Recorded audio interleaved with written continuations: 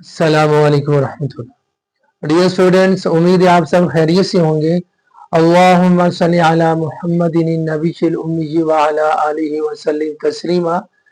इरादे जिनके पुख्ता हो, नजर जिनकी खुदा पर हो। इरादे जिनके पुख्ता हो, नजर जिनकी खुदा पर हो, वो तलातुम खेज मौजों से घबराया नहीं करते। तो बेटा जी, कामयाबियों की परवाज को यकीनी बनाते हुए मैं हूं आज आपके साथ सर हाफिज शहबाज। अल्लाह के फजल से इस सफर को जारी रखते हुए आज एक नई वीडियो लेके आपके पास आपके सामने हाजिर हुआ। तो बेटा जी, इससे पहले कि अपनी वीडियो स्टार्ट करूं, मेरे चैनल को सब्सक्राइब भी करें, बेल आइकॉन भी करें और बेटा जी प्यारा सा कमेंट भी कीजिए और दूसरों में शेयर भी जरूर करें और फॉलो भी कीजिए। तो बेटा जी, आज क्लास है 10th 10वीं क्लास है और बेटा जी सब्जेक्ट है उर्दू और उसमें जो टॉपिक है वो है बोर्ड पैटर्न के मुताबिक मुख्तसर सवालात।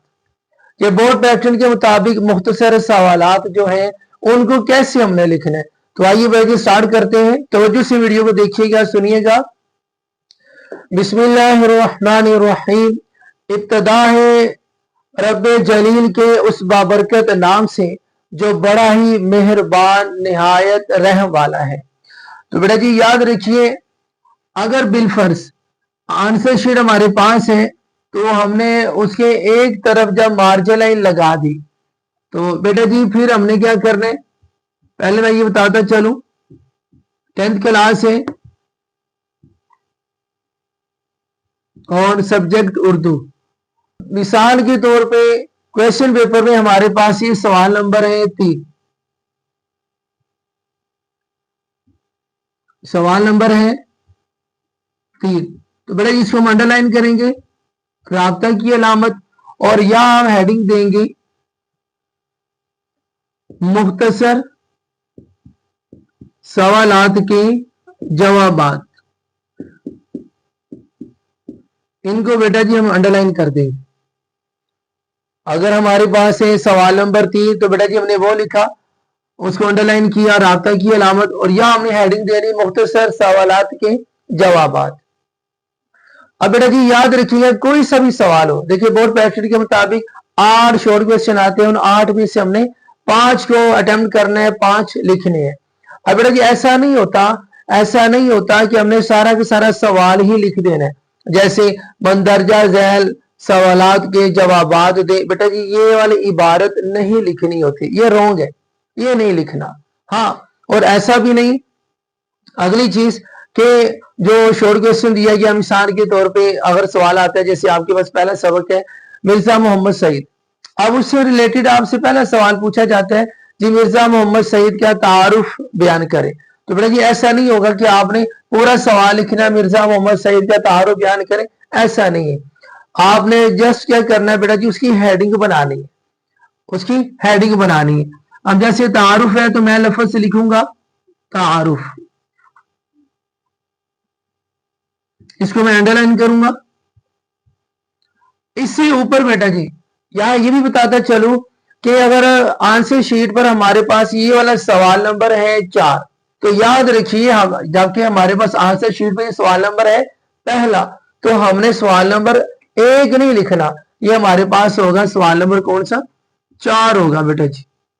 इस तरह हमने नंबर जो लिखना है वो 4 है, और उसके बाद बेटा जी हमने यहाँ हेडिंग देनी है।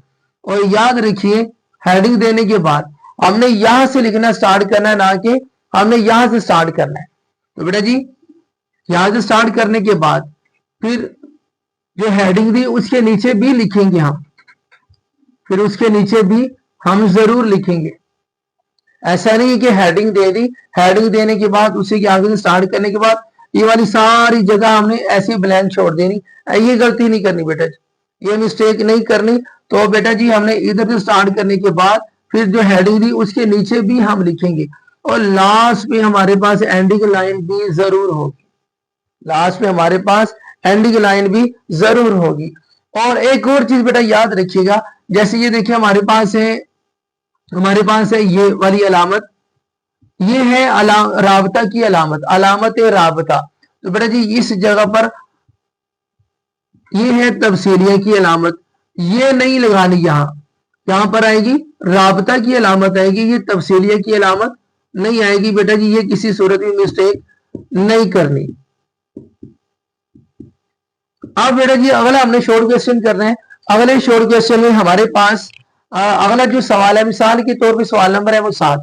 تو بیٹا جی ہم یہاں سینٹر پہ لکھیں گے سوال کا جو نمبر ہے 7. جب مثال کے طور پہ ہم سے جو پوچھا گیا ہے مرزا محمد سعید کا انہوں نے حلیہ پوچھا یا علامہ اقبال کا حلیہ پوچھا. اب میرے پاس جو ہیڈنگ ہوگی میں سمپل لکھ دوں گا حلیہ, سمپل لکھ دوں گا حلیہ.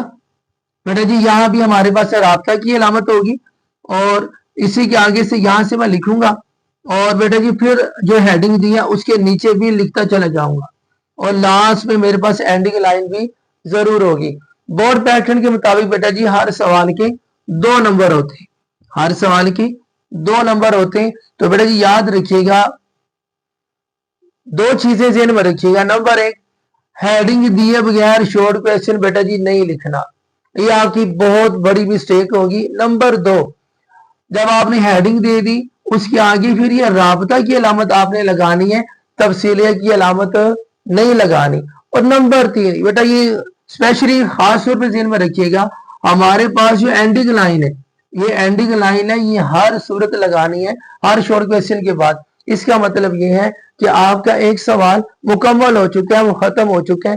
اگر بیٹا جی آپ نے اینڈنگ لائن کا استعمال نہیں کیا, اگلا سوال شروع کر دیا اور پھر ایسا لگتا ہے جیسے یہ ایک ہی کویسچن چلا آ رہا ہے اور اسی کا دوسرا حصہ ہے, اسی کا کیا یہ دوسرا جز ہے. تو بیٹا جی اس لیے یہ مسٹیک نہیں کرنی. تو بیٹا جی یہ تھی ہمارے پاس آج کی 10th کلاس کی جو اردو تھی, اس کے جو ٹاپک تھا ہمارے پاس مختصر سوالات کے جوابات. تو بیٹا جی بورڈ پیٹرن کے مطابق میں نے آپ سے شیئر کیا. امید ہے کہ آج کا لیکچر اچھے سے سمجھ آ گیا ہوگا. اگلی ویڈیو تک کے لیے بیٹا جی انتظار کیجئے اور اپنا بہت سارا خیال رکھیے گا. اللہ حافظ. السلام علیکم ورحمۃ اللہ.